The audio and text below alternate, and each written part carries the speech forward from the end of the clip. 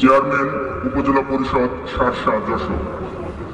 বিশেষ অতিথি হিসেবে মঞ্চে উপস্থিত আছেন জনাব নারায়ণ চন্দ্র পাল, উপজেলা নির্বাহী অফিসার শার্শা। বিশেষ অতিথি হিসেবে আরও উপস্থিত আছেন জনাব জুয়েল ইমরান, সহকারী police super Nabaran circle Jessore, অতিরিক্ত পুলিশ সুপার পদে পদোন্নতিপ্রাপ্ত। আরও উপস্থিত আছেন জনাব মোহাম্মদ আসাদুজ্জামান বাবলু, সেক্রেটারি শার্শা থানা কমিউনিটি পুলিশিং কমিটি। উপস্থিত আছেন বীর মুক্তিযোদ্ধা জনাব মোজাফফর হোসেন, উপজেলা মুক্তিযোদ্ধা কমান্ডার শার্শা যশোর। জনাব কবির হোসেন তুতা, চেয়ারম্যান শার্শা ইউনিয়ন পরিষদ শার্শা। সুধীবৃন্দ, আজকের অনুষ্ঠানের সভাপতিত্ব করবেন জনাব মোহাম্মদ মামুন খান, অফিসার ইনচার্জ শার্শা থানা যশোর।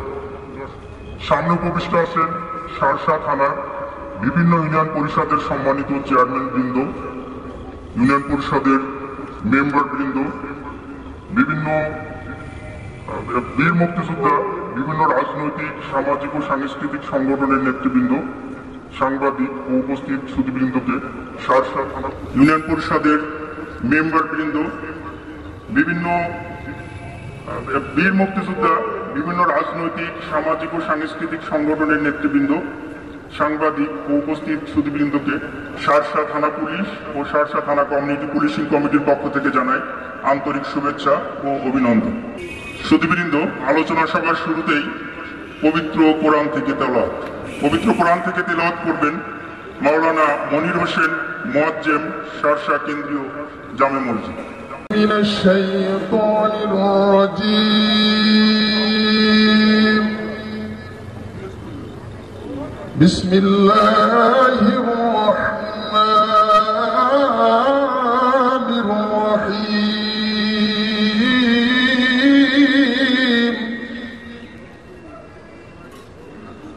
খালাকাল ইনসানা মিন সালসালিন কাল ফাখ্খার। الأبرار وخلق الجن من مارج من نار فبأي آلاء ربكما تكذبان رب المشرقين ورب المغربين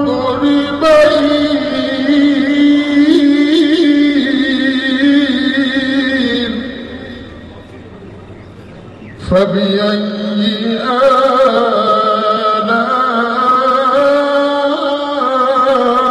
ربكما تكذبان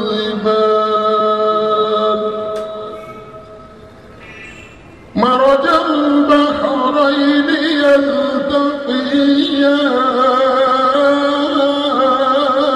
يلتقيان بينهما برزخ لا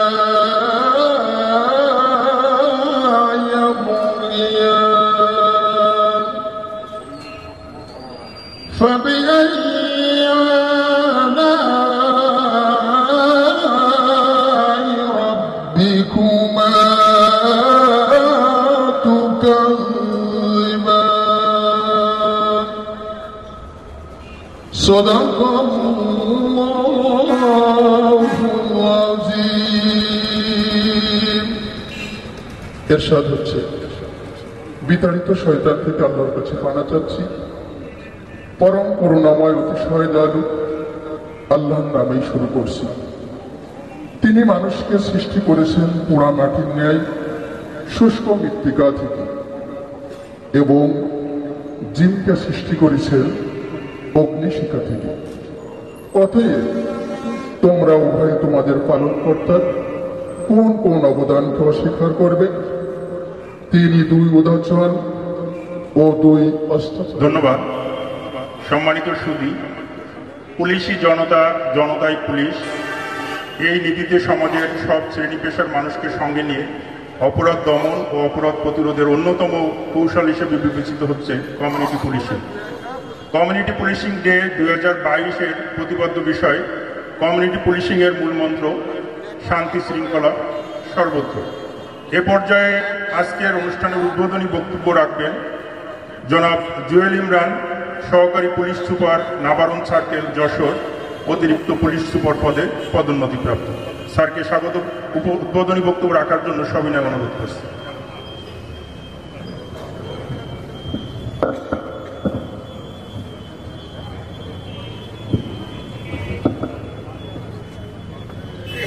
বিসমিল্লাহির রহমানির রহিম। শার্শা থানা পুলিশ কর্তৃক এবং একই সাথে আমাদের শার্শা থানা কমিউনিটি পুলিশিং কমিটি কর্তৃক আয়োজিত আমাদের কমিউনিটি পুলিশিং ডে 2022 উদযাপন উপলক্ষে আজকের এই র্যালি পরবর্তী আলোচনা সভার সম্মানিত প্রধান অতিথি, আপনাদের খুবই আস্থাভাজন এবং শ্রদ্ধাভাজন ব্যক্তিত্ব, শার্শা উপজেলা পরিষদের নির্বাচিত চেয়ারম্যান বীর মুক্তিযোদ্ধা জনাব সিরাজুল হক মঞ্জু, আমাদের মাঝে উপস্থিত আছেন শার্শা উপজেলার সুযোগ্য দক্ষ উপজেলা নির্বাহী অফিসার জনাব নারায়ণ চন্দ্র পাল, আমাদের মাঝে উপস্থিত আছেন শার্শা থানা কমিউনিটি পুলিশিং কমিটির সম্মানিত সাধারণ সম্পাদক জনাব আসাদুজ্জামান বাবলু, এছাড়াও আমার সামনে উপবিষ্ট শার্শার বিভিন্ন ইউনিয়ন পর্যায়ের নির্বাচিত ইউনিয়ন পরিষদ চেয়ারম্যানবৃন্দ, ইউনিয়ন পর্যায়ের জনপ্রতিনিধিবৃন্দ, আমাদের বীর মুক্তিযোদ্ধাবৃন্দ, আমাদের এখানে বিভিন্ন পর্যায়ের শার্শার জনপ্রতিনিধি এবং বিভিন্ন শ্রেণী পেশার মানুষ, সবাইকে জানা আজকের অনুষ্ঠানের পক্ষ থেকে আন্তরিক শুভেচ্ছা। সমাজ উপস্থিতি, আপনারা জানেন যে বাংলাদেশ পুলিশ একটি দেশের অভ্যন্তরীণ শান্তি এবং শৃঙ্খলা রক্ষার কাজে কাজ করে থাকে এবং একটি দেশের উন্নয়নের পূর্ব শর্তই হচ্ছে অভ্যন্তরীণ শান্তি এবং শৃঙ্খলা। যদি অভ্যন্তরীণ শান্তি এবং শৃঙ্খলা না থাকে তাহলে কখনোই একটি দেশ সফলতার বা উন্নতির সর্বোচ্চরায় যেতে পারে না। সুতরাং যদি আপনার উন্নয়ন প্রয়োজন হয়, একটি দেশ যদি উন্নতির দিকে যেতে চাই, তাহলে অবশ্যই সবার আগে যে জিনিসটি প্রয়োজন হবে সেটা হচ্ছে অভ্যন্তরীণ শান্তি এবং শৃঙ্খলা। আর এই অভ্যন্তরীণ শান্তি এবং শৃঙ্খলা রক্ষার কাজটি স্বাধীনতা উত্তর বাংলাদেশের জন্য বাংলাদেশ পুলিশ সফলতার সাথে করে আসছে। আপনারা জানেন 1971 সালে যখন পাক হানাদার বাহিনী নিরীহ বাঙালির উপর ঝাঁপিয়ে পড়েছিল, তখন বাংলাদেশ পুলিশ প্রথমেই সে রাজারবাগে তাদের 303 রাইফেল দিয়ে প্রথম সম্মুখ যুদ্ধ সম্মুখ প্রতিরোধ গড়ে তুলেছিল। শুধু 1971 সালে নয়, পরবর্তীতে 1971 সালে আমরা স্বাধীনতা অর্জন করার পর জাতি গঠনের বিভিন্ন পর্যায়ে যখন এই জাতি বিভিন্ন ক্রান্তি লগ্ন উপনীত হয়েছে, বাংলাদেশ পুলিশ তার সততা এবং সাহসিকতা দিয়ে জাতির পাশে এসে দাঁড়িয়েছে। আমরা জানি 1975 সালের 15 আগস্ট যখন জাতির পিতাকে সপরিবার হত্যা করা হয়, তখনও বাংলাদেশ পুলিশের সদস্যরা তখনও জীবন দিয়েছে। এছাড়াও আপনারা জানেন 2013-14 সালে যখন আগুন সন্ত্রাসের বিরুদ্ধে প্রতিরোধ গড়ে তুলে নিরীহ এবং সাধারণ জনগণকে রক্ষা করতে যে বাংলাদেশ পুলিশের শত শত পুলিশ সদস্য তাদের জীবনকে আত্মহত্যা দিয়েছে। সর্বোপরি আপনারা দেখেছেন যখন মহামারী করোনার থাবায় যখন বাঙালি জাতি এবং আমরা যখন সাধারণ মানুষ দিক বিদিক ঘোরাঘুরি করছিলাম, ঠিক সেই সময় নিজের জীবনকে উপেক্ষা করে আমাদেরকে পাশে এসে দাঁড়িয়েছে কিন্তু বাংলাদেশ পুলিশের সদস্যরা। আমাদের কিন্তু যেই সময়ে আসলে মাননীয় প্রধানমন্ত্রী প্রায় বলে থাকেন, যখন সন্তানের পাশে মা ছিল না, হয়তো মায়ের পাশে সন্তান ছিল না, তখন কিন্তু অবশ্যই সে নিরীহ মানুষের প্রতি নিরীহ মানুষের পাশে কিন্তু বাংলাদেশ পুলিশের সদস্যরা ছিল। ঠিক আছে, আছেন অর্থাৎ স্থানীয় ব্যক্তিবর্গ যারা আছেন তারা কিন্তু পুলিশকে সার্বক্ষণিকই কিন্তু সবসময় আমাদেরকে সমর্থন করে আসেন, আমাদেরকে সহযোগিতা করে আসেন। আপনার এই সহযোগিতা ছাড়াই কখনোই বাংলাদেশ পুলিশ আজকের এই জায়গায় উপনীত হতে পারত না এবং এই পেশাদার আচরণের মাধ্যমে একটি জেলা অথবা একটি থানার আইন শৃঙ্খলা পরিস্থিতি এরূপ স্বাভাবিক রাখতে পারত না। এজন্য বাংলাদেশ পুলিশ যদি অত্র অঞ্চলে অর্থাৎ শার্শা থানা এলাকায় যদি আইন শৃঙ্খলা পরিস্থিতি স্বাভাবিক রাখতে কাজ করে এবং এই ক্ষেত্রে যদি বাংলাদেশ পুলিশ অর্থাৎ শার্শা থানা পুলিশ যদি সফল হয়, আমি মনে করি যে এই সফলতার একটি বড় দাবিদার আমার সামনে যারা আপনারা সাধারণ মানুষ বসে আছেন তারা। তাদের সহযোগিতা ব্যতীত কখনোই শার্শা থানা পুলিশ অত্র অঞ্চলের শান্তি শৃঙ্খলা পরিস্থিতি বা আইন শৃঙ্খলা পরিস্থিতি কখনোই এর সুষ্ঠু এবং স্বাভাবিক রাখতে পারত না। সুতরাং আজকের এই অনুষ্ঠানের মধ্য দিয়ে আমি আপনাদেরকে কিন্তু আপনি নিজের অজান্তেই কিন্তু আমাকে সাহায্য করেই যাচ্ছেন। কিভাবে সাহায্য করছেন? আপনি দেখলেন যে আপনার পাশের বাড়ির একজন মানুষ, ব্যক্তির নাম রহিম তার জমি জমানের বিরোধ নিয়ে করিমকে মাথায় বাড়ি দিয়ে মাথা ফাটাই ফেলছে, অথবা কিছুক্ষণ পরে দেখলেন যে করিম রক্তাক্ত অবস্থায় মারা গেছে। আপনি কিন্তু আপনার ফোনটা দিয়ে সাথে সাথে ডিউটি অফিসার অথবা থানার অফিসার ইনচার্জকে অথবা আমার ওই বিট অফিসারকে ফোন দিচ্ছেন যে স্যার বা ভাই এখানে তো একটা সমস্যা হয়ে গেছে, রহিম নামে এক ব্যক্তি করিম নামে এক ব্যক্তিকে মাথায় বাড়ি দিয়ে মার্ডার করে ফেলছে, আপনি দ্রুত আসেন। আপনি যে তথ্যটা দিলেন এটাই তো পুলিশের কাজ, আপনি সহযোগিতা করলেন। সেই তথ্যের ভিত্তিতে আমার পুলিশ সদস্য সেখানে দ্রুত গেল, যাওয়ার পরে দেখলো যে সত্যি করিম নামে একজন ব্যক্তি সেখানে মার্ডার অবস্থায় পড়ে আছে। তার লাশটাকে পুলিশ ওখান থেকে নিল, মেডিকেলে পাঠালো অথবা আমরা পোস্টমর্টমের জন্য পাঠালাম। আপনি সাথে সাথে বললেন যে ভাই যখন মারার সময় যে রড বা যে চাপাতি দিয়ে কোপ দিছে সেই চাপাতিটা দেখলাম ওই জঙ্গলের মধ্যে রক্তাক্ত চাপাতিটা ফেলে দিয়ে গেছে।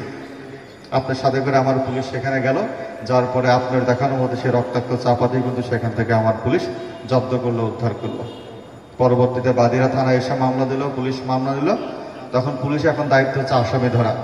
মিস্টার রহিম এখন করিমকে মারার পরে আবার রাতের বেলা বাসায় আসছে, সবকিছু জামা কাপড় বা ব্যাগ ট্যাগ যা আছে এগুলো নিয়ে পলাইতে যাবে বা ইন্ডিয়াতে পাচার হয়ে যাবে। এই আপনি কিন্তু ফোন দিয়ে আমাকে বলছেন যে স্যার যে রহিম করিমকে মার্ডার করছে সে কিন্তু মনে হয় বাড়িতে আসছে, এরকম একটা তথ্য পাইলাম। আমার পুলিশ সাথে সাথে আপনার কাছে চলে যাচ্ছে যে ভাই আমি তো ওই রহিমের বাসা তো চিনি না, একটু আমাকে চিনাই দেন তো। রাত বাজে 12টা, রাত বাজে 1টা 2টা। আপনি কিন্তু সে ঘুম থেকে উঠে হয়তো শীতের সময় শীতের মধ্যে সেই লেপ বা কম্বলের মধ্যে থেকে উঠে কিন্তু আমার এই পুলিশের সাথে করে সেই রহিমের বাড়িটি দেখাইতে যাচ্ছেন আমার কাছে। পুলিশ আপনার দেখানোর মতো কিন্তু সেই রহিমকে ওখান থেকে গ্রেপ্তার করলো। তারপরে মামলা শেষ হলো, চার্জশিট দিল। বিজ্ঞ আদালত যখন মামলা তদন্তের কাজে আপনাকে সাক্ষী হিসেবে রাখছে, আপনি কিন্তু ঠিকই বিজ্ঞ আদালতে যাচ্ছেন। প্রকৃত ঘটনা কি ঘটেছে সেই বিষয়টা বিজ্ঞ আদালতে আপনি সাক্ষ্য প্রমাণের মধ্য দিয়ে সেই মিস্টার রহিমের কিন্তু প্রকৃত সাজা আপনি নিশ্চিত করলেন। এই যে দেখেন পুলিশে যে কার্যক্রমগুলো করলো সেই কার্যক্রমগুলো কিন্তু আপনি নিজেই আপনার পর্যায় থেকে সাহায্য করছেন। সাহায্য করলেন না? অবশ্যই আপনি সাহায্য করছেন, প্রতিনিয়তই আপনি এভাবে পুলিশকে সাহায্য করে যাচ্ছেন। যদি আপনি এই সাহায্য না করতেন তাহলে অবশ্যই আমার এই মাত্র 35 জন পুলিশ দিয়ে এই 2.5 লক্ষ লোকের নিরাপত্তা নিশ্চিত করা, আইন শৃঙ্খলা পরিস্থিতি সুষ্ঠু এবং স্বাভাবিক রাখা আমার পক্ষে অসম্ভব হয়ে যেত। ওই বেলতলায় কি ঘটনা ঘটছে সেখানে যেতে না যেতেই এই পাশে কিন্তু আবার কাশীপুরে কি ঘটনা ঘটছে আবার ফোন দেবে যে স্যার এখানে আসেন। ওখানে না আসতে আসতেই এই পাশে ফোন দেবে গোগাতে যে কি ঘটনা ঘটেছে। গোগার ঘটনা শেষ না করতে করতে সাথে কি ঝামেলা হচ্ছে আর কি। সুতরাং এত বড় একটা বিস্তৃত এলাকা, প্রায় 280 বর্গ কিলোমিটার এলাকা জুড়ে এই যে শাসা থানা গঠিত, এই শাসা থানার কিন্তু আমরা নিরাপত্তা দিতে পারতাম না। সুতরাং এই নিরাপত্তার কাজে যে পুলিশ কাজ করছে, এই পুলিশের কাজের ক্ষেত্রে আপনারা যে সহযোগিতা করছেন সেই জন্য আমাদের পক্ষ থেকে ধন্যবাদ। আপনারা প্রত্যেকটা পর্যায়ে দেখবেন যে কমিউনিটি পুলিশিং এর প্রয়োজনটা কেনই হচ্ছে। কমিউনিটি পুলিশটা আমরা এই জন্য বলছি যে আমার কমিউনিটিতে যে সকল লোক বাস করে, অর্থাৎ আপনারা যারা আছেন তাদেরকে পুলিশি কার্যক্রমের মধ্যে সম্পৃক্ত করা, আপনাদেরকে সাথে নিয়েই একটি এলাকার অথবা একটি ইউনিয়নের একটি ওয়ার্ডের কি কি সমস্যাগুলো আছে সমস্যাগুলোকে চিহ্নিত করা, সেইগুলো আপনাদের সহযোগিতার মাধ্যমেই সমাধান করা। আপনার এলাকায় কে সমস্যা তৈরি করছে, কে মাদক ব্যবসা করছে, কে চুরি করে, কে ডাকাতি করে, এই বিষয়টা আপনি যেমন জানেন আমি হয়তো আমার এখান থেকে অত সহজে জানতে পারবো না। সুতরাং আপনি যদি আপনার তথ্য দিয়ে যদি আমাদেরকে সহযোগিতা করেন, আমি মনে করি যে আপনার এলাকা থেকে চাঁদাবাজ, জঙ্গি, সন্ত্রাস সহ মাদকাসক্ত বা যারা মাদক ব্যবসার সাথে জড়িত তাদেরকে অবশ্যই আমরা মোকাবেলা করতে পারবো। সুতরাং আপনি এই তথ্য দিয়ে আমাদেরকে সহযোগিতা করবেন। আপনার এলাকায় কারা বাইরে থেকে আসছে, কারা পার্শ্ববর্তী জেলা থেকে আসছে, কারা কোনো অশুভ সন্ধি আসছে যে তারা কোনো প্রকার বিশৃঙ্খলা সৃষ্টি করবে, কোনো বিশৃঙ্খল পরিবেশ পরিস্থিতি শাসা থানা এলাকায় সৃষ্টি করবে, এই তথ্য যদি আপনি আমাদেরকে সহযোগিতা করেন তাহলে অবশ্যই দেখবেন যে শাসা থানা পুলিশ আরও বেশি দক্ষতার সাথে, আরও বেশি পেশাদারিত্বের সাথে আপনাদের এলাকার শান্তি এবং শৃঙ্খলা রক্ষার ক্ষেত্রে আরও কাজ করতে পারবে। আপনারা বিগত দিনগুলোতে আমাদেরকে সহযোগিতা করেছেন, আগামী দিনগুলোতে আমাদেরকে সহযোগিতা করবেন।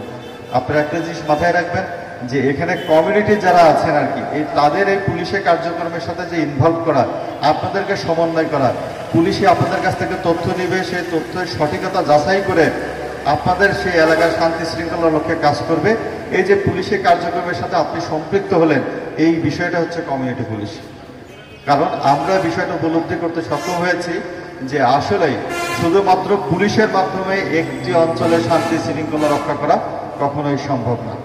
সুতরাং একটি এলাকা যদি শান্তি শৃঙ্খলা রক্ষা করতে হয়, কমিউনিটির যে লোকগুলো আছেন অর্থাৎ আপনারা যারা আছেন তাদেরকে অবশ্যই আমাদেরকে আমাদের কার্যক্রমের সাথে সম্পৃক্ত করতে হবে। যদি আপনাদেরকে আমাদের কার্যক্রমের সাথে আমরা সম্পৃক্ত করতে না পারি তাহলে কোনো ক্রমেই একটি এলাকার, একটি ইউনিয়ন বা একটি ওয়ার্ড বা একটি উপজেলা বা একটা থানা এলাকার শান্তি শৃঙ্খলা পরিস্থিতি কখনোই আমরা সুষ্ঠু এবং স্বাভাবিক রাখতে পারবো না। এখন অনেকে আছেন হয়তো ভাবছেন যে অনেকক্ষণ ধরে আপনার কথা শুনছি, কমিউনিটি পুলিশিং এর এই আছে সে আছে। আচ্ছা, কমিউনিটি পুলিশিং করলে আপনাদের কি লাভ? তা আপনাদের কি লাভ? আপনাদের লাভ হলে মানে আপনাদের কোনো লাভ নাই। আপনি যে পুলিশকে সহযোগিতা করছেন অবশ্যই লাভ আছে। আপনারা এই যে পুলিশ পোশাক পরে যাদেরকে দেখছেন এখানে, আমি আছে, আমার অফিসার ইনচার্জ আছে, আমার সাথে অন্যান্য যে সকল পুলিশ সদস্যরা আছেন, আপনারা জানেন কিনা জানি না, আমাদের কারোর বাসায় কিন্তু এই শাসা উপজেলাতে না। আমাদের এখানে যারা আছে পুলিশ সদস্যরা চাকরি করছে কারোর বাসায় কিন্তু শাসা উপজেলাতে না। আমরা বাংলাদেশের বিভিন্ন প্রান্ত থেকে এখানে এসেছি সরকারি দায়িত্ব পালন করতে। আবার সরকারি দায়িত্ব পালন করা যখন শেষ হবে তখন কিন্তু আমরা এখান থেকে আবার অন্যত্র চলে যাব, সেখানে আবারও কিন্তু সরকারি দায়িত্ব পালন করব। কিন্তু আমার সামনে এখানে যারা বসে আছেন আজকে সিভিল পোশাকে, অর্থাৎ যারা এই পুলিশ পোশাকে নাই, আমাদের এখানে ইউনো সাহেব বাদে যারা আছেন, আমাদের সরকারি কর্মকর্তারা আছে তারা বাদে, এরা কিন্তু প্রত্যেকে আপনারা শাসা উপজেলার নাগরিক, তাই তো? আপনার পূর্বপুরুষ যারা ছিল তারা শাসায় ছিল, আপনারা এখন শাসায় বসবাস করছেন, আপনার আগামী প্রজন্ম যারা আছে তারা কিন্তু শাসায় বসবাস করছে, তাই তো? সুতরাং শাসার যদি আইন শৃঙ্খলা পরিস্থিতির অবনতি ঘটে, যদি সেখানের আইন শৃঙ্খলা পরিস্থিতি যদি স্বাভাবিক বা সুন্দর না থাকে তাহলে ক্ষতিগ্রস্ত হবেন কিন্তু আপনারাই। আমার একজন পুলিশ সদস্য তার দায়িত্বে কর্তব্য অবহেলার কারণে যদি কোনো অঞ্চলের আইন শৃঙ্খলা পরিস্থিতি যদি খারাপ হয় বা যদি কোনো বিশৃঙ্খল পরিস্থিতির সৃষ্টি হয়, আমরা হয়তো তাকে সেখান থেকে উড্ড্র করব, উড্ড্র করে পুলিশ লাইনে আমরা তাকে ক্লোজ করবো অথবা তার বিরুদ্ধে বিভাগীয় মামলার ব্যবস্থা করব। তাকে হয়তো আমি চাকরিচ্যুত করলাম, তার পানিশমেন্ট আমি সর্বোচ্চ দিয়ে দিলাম, কিন্তু আইন শৃঙ্খলা পরিস্থিতির যে অবনতি হলো সেই অবনতির জন্য যে কুফল, এই কুফল কিন্তু আপনাদের উপরে আসবে, আসবে না? কারণ আপনি শাসার স্থানীয় নাগরিক। সুতরাং আমি মনে করি পুলিশকে যদি আইন শৃঙ্খলা উপস্থিতির জন্য যতটুকু অ্যাক্টিভ হতে হবে সমপরিমাণ অ্যাক্টিভ হতে হবে আপনাকেও, তাহলে অবশ্যই একটি অঞ্চলের আইন শৃঙ্খলা পরিস্থিতি ভালো থাকবে। আপনি হয়তো বসবাস করছেন একটি অঞ্চলে, আপনি দেখছেন আপনার পাশের বাসার একজন ব্যক্তি সে মাদক চোরা কারবারির সাথে জড়িত অথবা মাদক ব্যবসার সাথে জড়িত, ফেন্সিডিল বা গাজার বড় বড় চালান নিয়ে আসছে ইন্ডিয়া থেকে, সে চালানগুলো আবারও ঢাকায় প্রেরণ করছে, সেখান থেকে সে লক্ষ লক্ষ টাকা বা হাজার হাজার টাকা সে ব্যবসা করছে। আপনি মনে করছেন যে এই তথ্যগুলো যদি পুলিশের কাছে দিই, আমি তো দরকার নেই, আমার তো ব্যক্তিবর্গ যারা আছে, আমি 5 ওয়াক্ত নামাজ পড়ি, মসজিদে যাই, আমার তো মাদকের সাথে কোনো সম্পৃক্ত নাই। আমার এক ছেলে এক মেয়ে, মেয়েকে তো বিয়ে দিয়ে দিছি, মেয়ে থাকে বরিশালে, এক ছেলে আছে ঢাকা ইউনিভার্সিটিতে পড়ে, সে বাড়িতে আসে 2 ঈদে, রোজার ঈদে আসে, কোরবানির ঈদে আসে, আসলে পরে 3 দিন থাকে, ও কোথাও যায় না। এলাকায় যারা মাদক সেবন করে, মাদক ব্যবসা করে, এদের ধারের কাছে হয়ে ঘুরে না। ছেলে খুব ভদ্র মানুষ, ঢাকাতে থাকে, ঢাকা বিশ্ববিদ্যালয়ে পড়ালেখা করে। সুতরাং পাশের বাসায় কে মাদক ব্যবসা করলো, কে মাদক সেবন করলো, কে মাদকের সাথে জড়িত থাকলো, এই তথ্য দেওয়ার আমার কোনো দরকার নেই পুলিশের কাছে। মনে রাখবেন, আপনার পাশের বাসার যে ব্যক্তিটা আজকে হয়তোবা 100 বোতল ফেন্সিডিল ইন্ডিয়া থেকে চোরাইভাবে নিয়ে আসলো, অথবা ইন্ডিয়া থেকে মাদকের সাথে কারবারি করে ফেন্সিডিল নিয়ে আসলো, অথবা অন্য কোনো মাদক দ্রব্য নিয়ে আসলো, সেই ফেন্সিডিল হয়তোবা পুলিশের চোখকে ফাঁকি দিয়ে হয়তোবা এখান থেকে চলে যাবে মাগুরা থেকে কিন্তু হয়তো নদী পার হয়ে একসময় মানিকগঞ্জ দিয়ে ঢাকায় ঢুকবে, এবং ঢাকায় ঢুকে ওই ফেন্সিডিলের 100 বোতল ফেন্সিডিলের 1 বোতল ফেন্সিডিল আপনার যে শিক্ষিত ছেলেটি ঢাকা বিশ্ববিদ্যালয়ে পড়ে তার হাত পর্যন্ত যে পৌঁছাবে না, এর নিশ্চয়তা কিন্তু আপনি আমি কেউ দিতে পারি না। সুতরাং আপনাকে আমাকে কিন্তু সচেতন হতে হবে। আপনার এলাকায় কোন সন্ত্রাস আছে, কে মাদক ব্যবসা করে, কে চাঁদাবাজি করে, কে বিভিন্ন প্রকার অনিয়মের সাথে জড়িত, এই বিষয়টা আপনি ঠিক যেভাবে জানেন, এই তথ্যগুলো পুলিশকে দিয়ে আপনি সহযোগিতা করবেন। আপনার এলাকার শান্তি শৃঙ্খলা রক্ষার কাজে, আপনার এলাকার শান্তি শৃঙ্খলাকে সুষ্ঠু এবং স্বাভাবিক রক্ষার কাজে আপনি আমাদেরকে সহযোগিতা করলে আপনার এই তথ্যগুলোর সঠিকতা যাচাই করে যথাযথ গুরুত্বের সাথে বিবেচনা করে আমি আশা করি শার্শা থানা পুলিশ তার উপযুক্ত আইনানুগ ব্যবস্থা গ্রহণ করবে। সুতরাং এই যে একইভাবে আপনার এলাকার জন্য আপনি কাজ করবেন আর কি, পুলিশ সাথে করে আপনার এলাকার সাথে কমিউনিটি পুলিশের লোকজন, অর্থাৎ আমরা পুলিশ যারা আছি কমিউনিটির মানুষ একসাথে হয়ে একযোগে আমরা প্রথমে আমাদের টার্গেট, আমরা একটি ওয়ার্ডকে শান্তি এবং সমৃদ্ধ ওয়ার্ডে পরিণত করব। একটি ওয়ার্ডকে যদি আমরা একটা আদর্শ ওয়ার্ডে পরিণত করতে পারি, তার মধ্য দিয়ে একটি ওয়ার্ড 9টি ওয়ার্ডের সমন্বয়ে গঠিত একটি আমাদের ইউনিয়ন পরিষদ, একটি ইউনিয়ন পরিষদকে আমরা একটা আদর্শ ইউনিয়ন পরিষদে গড়ে তুলতে পারবো। ঠিক একইভাবে যদি শার্শার উপজেলার যদি 11টি ইউনিয়ন যদি আদর্শ ইউনিয়নে পরিষদে পরিণত হয়, তাহলে অবশ্যই আমরা একটি আদর্শ উপজেলায় শার্শাকে পরিণত করতে পারবো। ঠিক একইভাবে শার্শাকে একটি আদর্শ উপজেলা হিসেবে পরিণত করার পরেই শার্শার মাধ্যমে আমাদের যে যশোরের 8টি উপজেলা আছে, 8টি উপজেলাকে যখন আমরা একটা আদর্শ উপজেলায় গড়ে তুলব, আমাদের যশোর জেলা একটি আদর্শ জেলায় পরিণত হবে। একটি আদর্শ জেলার মধ্য দিয়েই পর্যায়ক্রমে কিন্তু একটি আদর্শ বিভাগ গঠিত হবে, একটি আদর্শ বিভাগের মধ্য দিয়েই কিন্তু পর্যায়ক্রমে একটি আদর্শ বাংলাদেশ বা বঙ্গবন্ধু সেই স্বপ্নের সোনার বাংলা আমরা গড়ে তুলতে পারবো। সুতরাং আমি মনে করি স্থানীয়ভাবে আপনারা যারা আছেন তাদের সহযোগিতা ছাড়া আমরা যারা থানা পুলিশে কর্মরত আছি, এই স্বল্প সংখ্যক পুলিশ দিয়ে একটি অঞ্চলের শান্তি শৃঙ্খলা সুষ্ঠু এবং স্বাভাবিক রাখা কখনোই সম্ভব না। আমরা বিগত দিনগুলোতেও আপনার সহযোগিতা পেয়ে এসেছি, আপনাদের সহযোগিতা নিয়েই এখানে যারা উপস্থিত আছেন তাদের সহযোগিতা নিয়েই কিন্তু আমরা অনেকটাই পেশাদারিত্বের ভাবে এবং সফলতার সাথে বিগত দিনগুলোর ন্যায় আমরা কিন্তু এই শার্শা থানা এলাকার আইন শৃঙ্খলা পরিস্থিতি স্বাভাবিক রাখার লক্ষ্যে কাজ করে যাচ্ছে। আপনারা যদি আমাদেরকে সহযোগিতা করেন, আগামী দিনগুলোতেও আমরা আশা করি এই সফলতার ধারাকে অব্যাহত রেখে আমরা অত্র অঞ্চলের অত্র থানা এলাকার আইন শৃঙ্খলা পরিস্থিতি স্বাভাবিক রাখার লক্ষ্যে সাহসিকতার সাথে, পেশাদারিত্বের সাথে এবং সততার সাথে কাজ করে যাব। আপনারা এখানে যারা আসছেন সবাইকে ধন্যবাদ জানিয়ে, বিশেষ করে আজকের এই আয়োজনের সাথে যারা সম্পৃক্ত আছেন তাদেরকে ধন্যবাদ জানিয়ে আজকের এই অনুষ্ঠানের সম্মানিত প্রধান অতিথিকে এবং অন্যান্য যারা বিশেষ অতিথি আছেন এবং আমার সামনে যারা উপবিষ্ট হয়ে আজকের এই আলোচনা সবাইকে আরও বেশি সাফল্যমণ্ডিত করেছেন তাদেরকে আমার ব্যক্তিগত পক্ষ থেকে ধন্যবাদ জানিয়ে, এবং আপনারা যে পুলিশকে সহযোগিতা করছেন বিগত ধন্যবাদ স্যার কমিউনিটি পুলিশিং বিষয়ে সুন্দর ও সাবলীল বক্তব্য উপস্থাপনের জন্য। সম্মানিত সুধী, অনুষ্ঠানের এ পর্যায়ে সংক্ষিপ্ত বক্তব্য রাখার জন্য অনুরোধ করছি শ্রী বৈদ্যনাথ দাস, সভাপতি, পূজা উদযাপন পরিষদ। ধন্যবাদ উপজেলা মুক্তিযোদ্ধা কমান্ডার। পুলিশের সাথে কাজ করি, মাদক জঙ্গি সন্ত্রাস মুক্ত দেশ গড়ি। সুধীবৃন্দ, এবার বক্তব্য রাখবেন জনাব আসাদুজ্জামান বাবলু, সেক্রেটারি, শার্শা থানা কমিউনিটি পুলিশ।